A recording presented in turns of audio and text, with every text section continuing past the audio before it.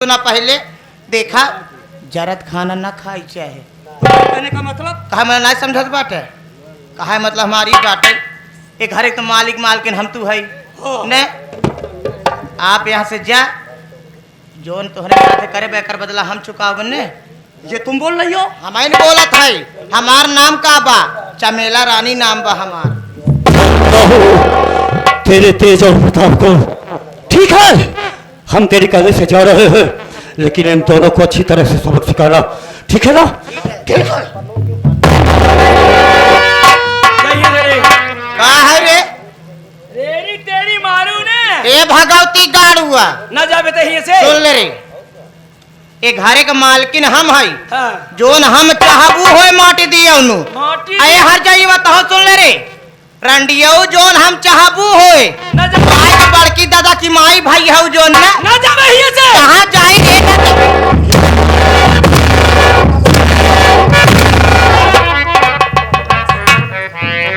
माटी दिया उनु जात यही हम जात तो है हम बोल क्या कर बताई अगर ये अपमान के बदला न चुकाए हम तो हमार नाम चमेला रानी रहमानी।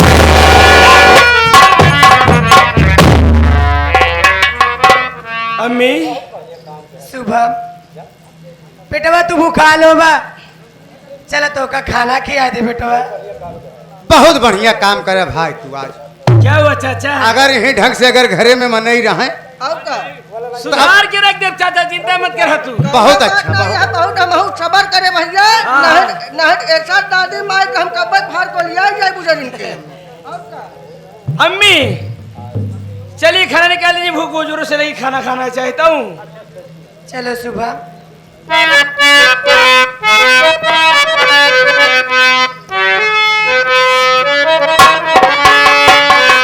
स्वर्ग से सुंदर सपनों से प्यारा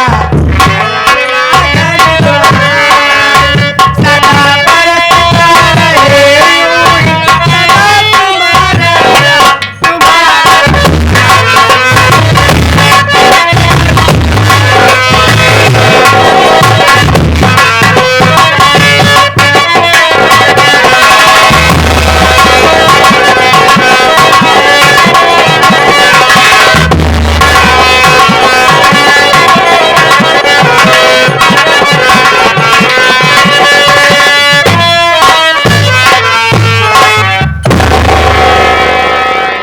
हाँ साथियों, बाबू सबसे पहले मैं अपना परिचय बता देना चाहता हूँ। मैं कौन हूँ, कहाँ का रहने वाला हूँ और मेरी कहानी क्या है। साथियों मेरी संगीत का शीर्षक है बेरहम बाप। बेरहम बाप हरजाई माई उर्फ माँ की ममता भाभी पाई।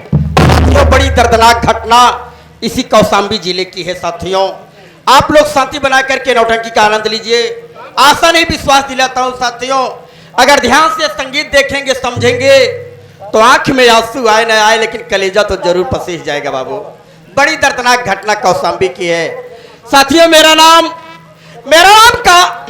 सुनील कुमार है। घर में मेरे बाबूजी हैं। मेरे बाबूजी का नाम कालीचरण कसाई है। साथियों मेरा बाप गलत लोगों की संगत में पड़कर शराब पीने लगा, जुआ खेलने लगा, यहां तक कि रंडियों के कोठे तक जाने लगा। साथियों पूर्वजों की जो भी संपत्ति थी, जमीन जायदाद थी, मेरा बाप दारू जुए रंडीबाजी में सब गंवा दिया। साथियों एक दिन तो बड़ी अजीबोगरीब घटना मेरे घर में घटी बाबू। उस समय उम्र मेरी 10 साल की थी। 10 साल का सुनील खेत में काम कर रहा था और मेरा बाप कालीचरण कसाई जुआ खेल रहा था। मेरा बाप जब जुआ में सब कुछ गंवा दिया, हार गया बाबू, तो शराब पीकर मेरे घर आया। मेरी माँ का नाम कमला देवी था। मेरी माँ से पैसा मांगने लगा, कहने लगा कमला मुझे पैसा दे, मैं जुआ खेलूंगा। मेरी माँ कहने लगी कि सुनील के पापा आप तो सब कुछ गंवा दिए, सब बर्बाद कर दिए हैं। दारू जुए के चक्कर में पड़कर आप घर के बर्तन तक बेच दिए, मेरे शरीर के जेवर बेच करके आप सब बर्बाद कर दिए, क्या दूं मैं आपको। उन्होंने कहा मैं तेरा ड्रामा सुनने नहीं आया हूं, मुझे पैसा चाहिए। मेरी मां कहने लगी कि मैं हूं, मेरी शरीर बची है, मुझे बेच दीजिए, मैं क्या दूं। साथियों, मेरे बाप की निगाह मेरी मां के गले में पड़ी और कहने लगा कि नहीं, तेरे पास पैसा नहीं है तो ये मंगलसूत्र मुझे दे दे, आज तेरे मंगलसूत्र को बेचकर मैं जुआ खेलूंगा। मेरी मां रोने लगी, कहने लगी कि नहीं, इतना बड़ा अन्याय मेरे साथ मत करिए, ये मंगलसूत्र मेरा सुहाग, मेरी जिंदगी है, मुझे बर्बाद मत करिए। लेकिन बाबू, मेरा बाप तो दारू पिया था, झपट करके मेरी मां के गले से मंगलसूत्र छीन लिया और लेकर के जाने लगा। मेरी मां दौड़ करके पांव पकड़ ली, कहने लगी कि मेरा मंगलसूत्र मुझे दे दीजिए, मैं और आपको बर्बाद नहीं होने दूंगी। मेरा बाप लाल हो गया साथियों और पकड़ लिया मेरी मां का बाल, घसीटते हुए आंगन में ले गया। मेरा बेरहम बाप साथियों आंगन में ले गया तो आंगन के बगल में गड़ासा रखा था। मेरा बाप कालीचरण कसाई उसी गड़ासे से मेरी मां को तो टुकड़ों में अलग कर दिया।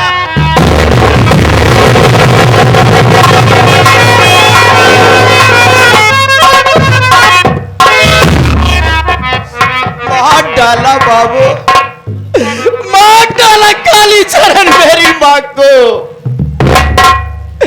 मेरी मां को दो टुकड़ों में अलग कर दिया। मेरी मां की लाश खूनों से लथपथ आंगन में पड़ी थी। तभी किसी भाई ने दौड़कर मुझे खेत में बताया कि सुनील जल्दी घर चल, तेरा बाप तेरी मां को मार डाला है। साथियों, सुनते ही मैं पागल सा हो गया। दौड़ करके आता हूं, देखता हूं तो मेरी मां की लाश दो टुकड़ों में आंगन में पड़ी है। मां की लाश पर मैं गिर के रोने लगा। साथियों, मुझे कुछ नहीं सूझा, बगल में कल्पनापुर थाना था, मैं दौड़ा चला गया, पुलिस को सूचना दे दिया। पुलिस आई, मेरे बाप को रंगे हाथ पकड़ ली। नतीजा ये हुआ, कोर्ट ने पूरे 20 साल की सजा मेरे बाप को कर दिया। साथियों, मेरा बाप 20 साल की सजा काटने लगा और ये सुनील अपनी नई जिंदगी शुरू किया। साथियों, कुछ दिन के बाद मेरे ही गांव कल्याणपुर में एक अनाथ बेसहारा लड़की पागलों की तरह चौराहे पे रो रही थी। गांव वालों ने कहा, बेटी क्या नाम है, कहाँ की रहने वाली हो? उसने कहा, बाबू मैं अनाथ बेसहारा हूं, मेरे आगे पीछे कोई नहीं है। साथियों, लोगों ने मुझे बुलाया, कहने लगे कि बेटा सुनील तू भी अनाथ हो गया है और इस लड़की के आगे पीछे कोई नहीं है, अगर इस लड़की से शादी कर ले बेटा तो इस लड़की की जिंदगी संवर जाएगी, तेरा घर बस जाएगा। साथियों, गांव वालों के कहने से मैं उस लड़की से शादी कर लिया हूं। मेरी औरत का नाम फूलकली है। भगवान को मंजूर था साथियों, फूलकली के कोख से एक सुंदर लड़का पैदा हुआ जो 15-16 साल का हो गया है। मेरे बेटे का नाम शुभम कुमार है। मेरा बाप 20 साल की सजा जब पूरी करके आया साथियों, तो जब घर में आता है देखता है साथियों, तो मेरा बाप बर्दाश्त नहीं किया। इसी कौशाम्बी शहर में एक मशहूर तवायफ है जिसका नाम चमेला बाई है। मेरा बाप चमेला बाई को अपनी रखेल बनाकर मेरे घर में लाया है और चमेला बाई जहां से आई है वहां से भी एक लड़का लेके आई है। सौतेले भाई का नाम सुमित कुमार है। साथियों, हाँ तो मेरा भाई सौतेला जरूर, लेकिन मैं सौतेला नहीं समझता हूँ, सगे भाई से ज्यादा प्यार करता हूं मैं अपने भाई को। साथियों, मैं पढ़ा लिखा नहीं हूं, लेकिन मैं अपने भाई को इलाहाबाद के सीएमपी कॉलेज में दाखिला दिला दिया हूं। सोचता हूं मेरे भाई को एहसास ना हो कि मेरे बड़े भैया सौतेलापन कर रहे हैं। साथियों, रात दिन बाबू मैं खेत में काम कर रहा हूं, अभी अभी खेत से काम करके घर ही चल रहा था, भूख बहुत जोरों से लगी है। एक मेरा दोस्त राजकुमार है, उसको बुलाता हूं और इसी वक्त घर की तैयारी करता हूं। अब मैं चल रहा हूं, पहले राजकुमार से मिलूंगा। भैया जयराम जी। भैया जयराम, और कहो राजकुमार क्या हाल है? भैया अपना तो सब ठीक है, तू बतावा कैसे है? मेरी कहानी जानते हो मेरे भाई, मेरे बारे में तुम सब जानते हो।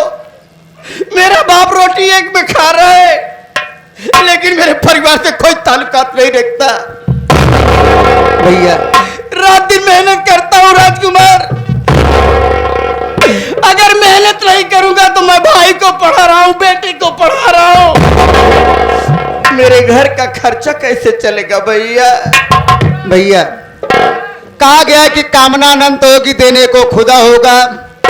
वही तो मिलता है यार जो नसीब में लिखा होगा। हाँ दोस्त, आओ चलते हैं। साथियों, मेरा बाप कालीचरण बहुत बेरहम है राजकुमार।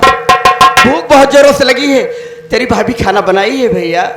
हाँ भैया, खाना है घर पे, लेकिन आप चलते चलते जिसकी देन है कि हम लोग मंच पे खड़े होकर के बोल रहे हैं और अपने मर्जी का हर कार्य कर रहे हैं, कम से कम उनके बारे में आप कुछ बताते हुए चलिए। तुम्हारे कहने का मतलब